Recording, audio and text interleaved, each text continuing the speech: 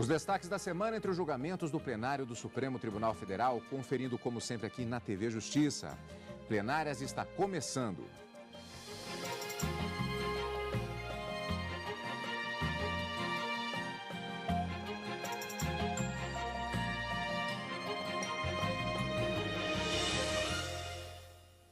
Destaques das sessões dos dias 16 e 17 de outubro de 2013, Karina, com muitos temas diferentes sendo analisados, sendo que, particularmente na sessão da quinta, predominância de matéria penal no plenário do Supremo. Nós tivemos, o Supremo decidiu pelo recebimento de mais uma ação penal contra um deputado federal e na quinta-feira nós tivemos um grande destaque que foi acerca do prazo para o ingresso na Justiça para buscar uma revisão de benefícios previdenciários, ou seja, de aposentadoria, rediscutir aquele valor que vem sendo pago. Há um prazo de 10 anos e a grande pergunta era, esse prazo que foi instituído a partir de 1997 pode retroagir para alcançar aqueles aposentados que anteriormente não tinha prazo para ingressar com a ação?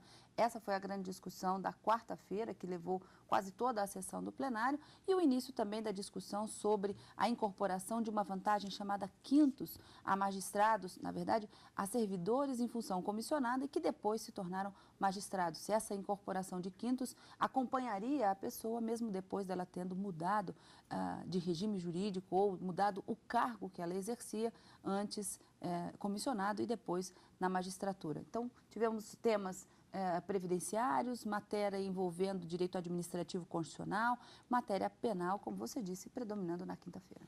Vamos, portanto, para os destaques da quarta-feira. A sessão plenária do STF, o Supremo Tribunal Federal, reconheceu o prazo de 10 anos para a revisão dos benefícios do INSS anteriores a uma medida provisória de 1997. O recurso extraordinário proposto pelo INSS, Instituto Nacional do Seguro Social, contestou um acórdão do Judiciário de Sergipe que acolheu o recurso de uma mulher aposentada por invalidez. Ela pedia a revisão do benefício, que vinha sendo negada por vencimento de prazo, com base em lei específica em vigor. A procuradora do INSS destacou que a nova lei não fere o direito adquirido dos segurados. O ato considerado pelo acórdão recorrido é o ato de concessão do benefício. Este ato não só não está sendo atingido por essa norma, como está sendo reforçado, porque com a incidência da decadência, esse ato vai se tornar imutável. O Instituto Brasileiro de Direito Previdenciário é contra o estabelecimento do prazo decadencial de 10 anos para a revisão do benefício para segurados que recorreram à Justiça antes da nova lei em vigor. A decadência é instituto de direito material, fato que vai importar sem dúvida na sua aplicação intertemporal. E a decadência aqui estudada e aqui discutida, ela foi uma inovação, ela foi uma criação e não uma majoração de prazo como mencionada na maioria das citações apresentadas pelo INSS na sua sustentação oral. O relator do processo, o ministro Luiz Roberto Barroso, aceitou o recurso do INSS por entender que a nova lei em nada fere as garantias dos benefícios, a que tem direito aposentados e pensionistas. E o que mudou foi apenas a existência de um prazo, agora de 10 anos, para que cada segurado possa pedir a revisão de seu benefício. O particular perde o direito de postular a revisão em 10 anos, mas também a administração pública perde o direito de alterar unilateralmente o benefício depois de 10 anos. Portanto, acho que há um equilíbrio razoável entre o interesse do poder público e o interesse dos particulares. De modo que concluo esse tópico sintetizando os dois parâmetros que, a meu ver, devem reger a matéria. O primeiro, não há prazo decadencial para a formulação do requerimento inicial de concessão de benefício previdenciário, que corresponde ao exercício de um direito fundamental relacionado à mínima segurança social do indivíduo. 2. A instituição de um prazo decadencial de 10 anos para a revisão dos benefícios já concedidos é compatível com a Constituição Federal. Trata-se de uma conciliação razoável entre os interesses individuais envolvidos e o princípio da segurança jurídica e da solidariedade social, dos quais decorre a necessidade de preservar o equilíbrio atuarial do sistema em benefício do conjunto de segurados atuais e futuros. Por fim, cabe analisar qual seria o termo inicial da contagem do prazo decadencial em relação aos benefícios concedidos antes da entrada em vigor da medida provisória 1523. Na redação que esta medida provisória deu ao artigo 103, o prazo de 10 anos tem o seu curso, aspas, a contar do dia 1º do mês seguinte ao do recebimento da primeira prestação, ou, quando for o caso, do dia em que tomar conhecimento da decisão indeferitória definitiva no âmbito administrativo. Ora bem, tendo em vista que a medida provisória foi publicada e entrou em vigor em 28 de junho de 97, a primeira prestação superveniente do benefício foi paga em julho de 97, e neste cenário, o termo inicial da prescrição é o dia 1º de agosto daquele mesmo ano. Este foi igualmente o entendimento consagrado em decisão unânime proferida pela primeira sessão do Superior Tribunal de Justiça, objeto de um acórdão precioso da relatoria do ministro Teori Zavascki, em que ele concluiu, e cito duas passagens: essa disposição normativa não pode ter eficácia retroativa para incidir sobre o tempo transcorrido antes de sua vigência. Assim, relativamente aos benefícios anteriormente concedidos, o termo inicial do prazo de decadência do direito ou da ação visando a sua revisão tem como termo inicial a data em que entrou em vigor a norma fixando o referido prazo decenal. E sobre a questão específica do direito adquirido, escreveu Sua Excelência: se antes da modificação normativa podia o segurado promover a qualquer tempo o pedido de revisão dos atos concessivos do benefício previdenciário, é certo afirmar que a norma superveniente não poderá incidir sobre o tempo passado, de modo a impedir a revisão. Mas também é certo afirmar que a nova disposição legal está apta a incidir sobre o tempo futuro a contar de sua vigência. De fato, a lei nova que introduz o prazo decadencial ou prescricional não tem efeito retroativo.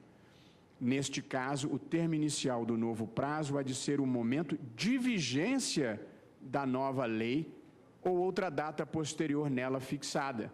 A aplicação, portanto, é imediata, mas prospectiva. O raciocínio é o mesmo estabelecido em precedente do Supremo Tribunal Federal relativo à aplicação do artigo 54 da Lei número 9.784. E, portanto, concluo, presidente, no caso concreto em exame, o recurso extraordinário versa interesse de segurada que teve aposentadoria concedida anteriormente à entrada em vigor da medida provisória. A decisão recorrida deve ser reformada na medida em que deixou de reconhecer a aplicabilidade do prazo decadencial de 10 anos e assentou a possibilidade, contra a lei, de revisão do ato de aposentadoria a qualquer tempo. Ao contrário do que entendeu a rescisão recorrida, não há na hipótese direito adquirido protegido pelo artigo 5º, inciso 36 da Constituição. Por essas razões, conheço do recurso extraordinário interposto e lhe dou provimento para reformar a decisão prolatada pela turma recursal dos Juizados Especiais de Sergipe. Como consequência, restabeleço a sentença proferida pelo Juizado Especial Federal de primeiro grau, a qual havia declarado extinto o processo com resolução de mérito por força de decadência nos termos do artigo 269, inciso 4 do Código de Processo Civil. É como voto, presidente. A Corte aceitou o recurso do INSS por unanimidade. Com esta decisão, a ministra Carmen Lúcia acentuou que, em nenhum momento, o Supremo deixa de defender a garantia de benefícios aos aposentados. Quando se trata de direito previdenciário, especialmente direito a benefícios, estamos lidando com direitos de pessoas que já prestaram o serviço à sociedade, portanto, têm consolidado no seu patrimônio aquele direito, não está de qualquer forma, tocado, atingido, tangenciado, diminuído direitos constitucionais fundamentais aos benefícios, mas apenas o tempo que foi fixado por uma norma posterior, uma vez que antes não se cogitava do prazo, para que se pudesse, de alguma forma, haver o questionamento. A segunda parte da sessão foi presidida interinamente pelo ministro Ricardo Lewandowski. Foi iniciado o julgamento do recurso extraordinário da União contra um acórdão do Superior Tribunal de Justiça, que entendeu ser possível a incorporação de quintos aos vencimentos de magistrados por exercício de função comissionada, mesmo que tenham ingressado posteriormente na magistratura, não podendo a Lei Orgânica da Magistratura Nacional se sobrepor a um direito adquirido. Para a União, essa decisão ofende a Constituição Federal. O recurso tem repercussão geral reconhecida. Por considerar a complexidade da matéria, o ministro Ricardo Lewandowski suspendeu o julgamento, que será retomado em outra sessão. E você vai acompanhar esta sessão, quando tivermos esse julgamento, ao vivo, direto do plenário, e claro, aqui também no Plenárias. Karina, voltando à questão anterior sobre o INSS, foi uma decisão que teve uma certa reviravolta, idas e vindas. Houve uma decisão no sentido, foi reformulada, veio o Supremo, e o Supremo acabou fechando fechando a questão por unanimidade. Por unanimidade. O que é que nós tínhamos aqui? Uma determinada aposentada queria pedir a revisão do seu benefício, rever o valor do seu benefício. Quando ela ingressou em juízo, não havia nenhuma lei que previa um prazo para que ela pudesse ingressar com essa ação. Em 97, veio uma medida provisória que foi convertida em lei, acrescentando, dando a redação hoje do artigo 103 da Lei dos Benefícios Previdenciários e que prevê o prazo decadencial de 10 anos, ou seja, se em 10 anos você não interpuser uma ação nesse sentido para pedir a revisão do benefício, você não poderá fazê-lo mais, findos esse prazo decenal, esse prazo de 10 anos. O que se pretendia aqui?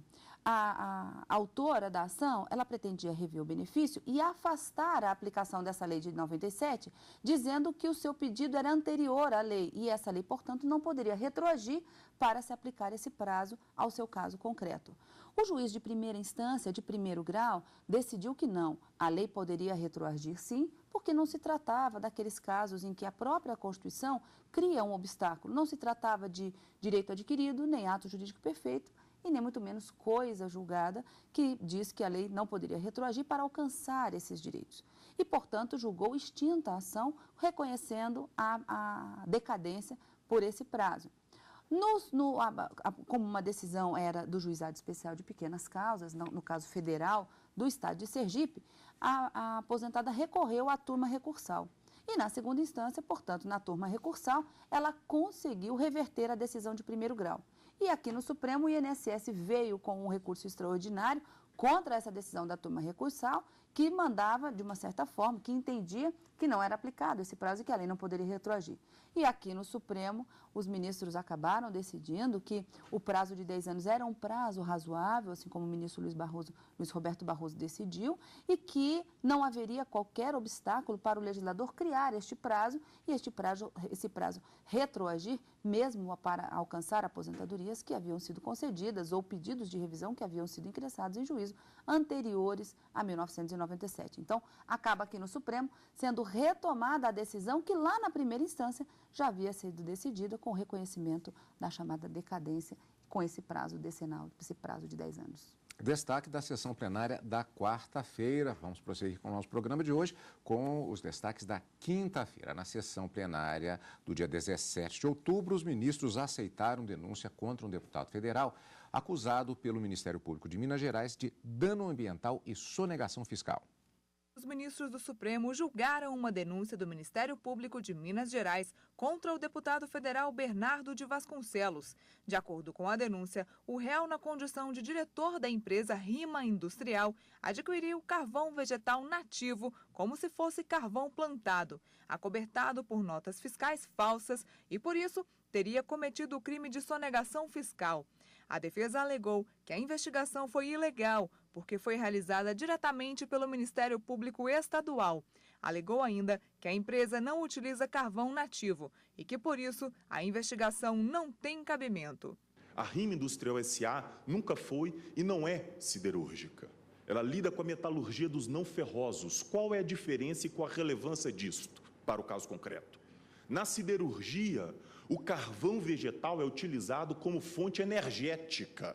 O relator da ação, ministro Marco Aurélio, afastou a alegação de que as informações colhidas pelo Ministério Público são ilícitas. Disse ainda que o investigado era diretor-presidente e atuou no núcleo que tratava das negociações ilícitas e, por isso, acolheu a denúncia. A decisão do plenário foi unânime. Cabe apenas aferir a presença dos pressupostos processuais e das condições da ação, assim como o respaldo da denúncia, em elementos mínimos quanto à materialidade e à autoria, tudo de forma a bem delimitar a imputação penal e a possibilitar o pleno exercício do contraditório e da ampla defesa. A denúncia atende a esses requisitos legais. Na peça acusatória, lastreada em documentação proveniente da Secretaria de Fazenda de Minas Gerais e de diversas buscas e apreensões autorizadas pelo juízo competente, descreve-se com pormenores o modo de atuação daquela que ficou conhecida como a máfia do carvão.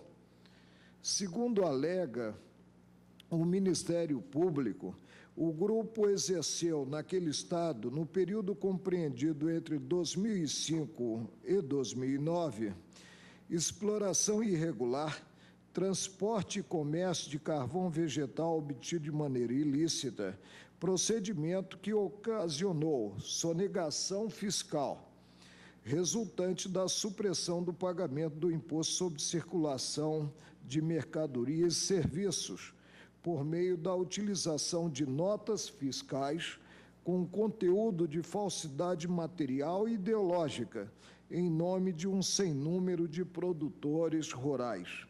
Conforme narrado na denúncia, consumiu-se carvão produzido a partir de desmate ilegal, extraído de floresta nativa, acobertado por notas fiscais materialmente ou ideologicamente falsas, tendo investigado plena consciência das ações ilegais praticadas por diversas siderúrgicas beneficiárias, entre as quais se destaca a empresa Rima Industrial S.A. Voto pelo recebimento da denúncia, considerado crime contra a ordem tributária. Presentes artigos que já mencionei. Os ministros também julgaram o recurso da União, que pretendia esclarecer pontos que considera omissos em decisão do Supremo. Em 2011, o STF considerou inconstitucional a contribuição social recolhida por empregador rural pessoa física, incidente sobre a receita proveniente da produção. Reconheceu o tratamento anti-isonômico que fere o princípio da igualdade, por estabelecer uma contribuição maior para empregadores rurais. A defesa também alegou que o valor do tributo cobrado àquele empregador é maior do que a contribuição padrão. O relator, ministro Ricardo Lewandowski, acolheu em parte e foi acompanhado pelos demais ministros. Com relação à primeira questão, eu estou acolhendo, porque realmente não foi o fundamento da decisão do tribunal esta inconstitucionalidade material. O segundo argumento dos embargos eu estou repelindo. Eles querem incluir na decisão, ou excluir da decisão, ou desde logo reconhecer nesta decisão, que a Lei 10.256, que depois da emenda 20 continuou a exigir tal contribuição, seria constitucional. Mas essa matéria não foi discutida no RE, absolutamente não foi discutida. Aliás, ela está sendo objeto de análise num outro RE, no RE 718.874 do Rio Grande do Sul, de minha relatoria, cuja repercussão geral também foi reconhecida. Então, em suma, eminentes colegas, o que eu estou decidindo aqui é o seguinte: eu estou acolhendo em parte os embargos apenas para retificar a ementa do acordo embargado, nos termos que acabei de expor, sem alteração do resultado do julgamento. Em consequência, eu estou retirando do acórdão o inciso 1º da ementa, que faz alusão justamente à ofensa ao artigo 152 da Constituição Federal, mantendo do mais material, exatamente, porque esta é uma questão que será examinada futuramente no outro RE. Então, apenas para esse efeito, esse é o encaminhamento que eu estou dando. Também foi julgado o habeas corpus que contesta a decisão do STJ, que concedeu parcialmente ordem para reduzir a pena de um homem condenado pela Justiça. O réu alega que a pena aplicada foi fixada acima do mínimo legal e também em razão da fração de aumento aplicado pela continuidade delitiva fixada acima do razoável.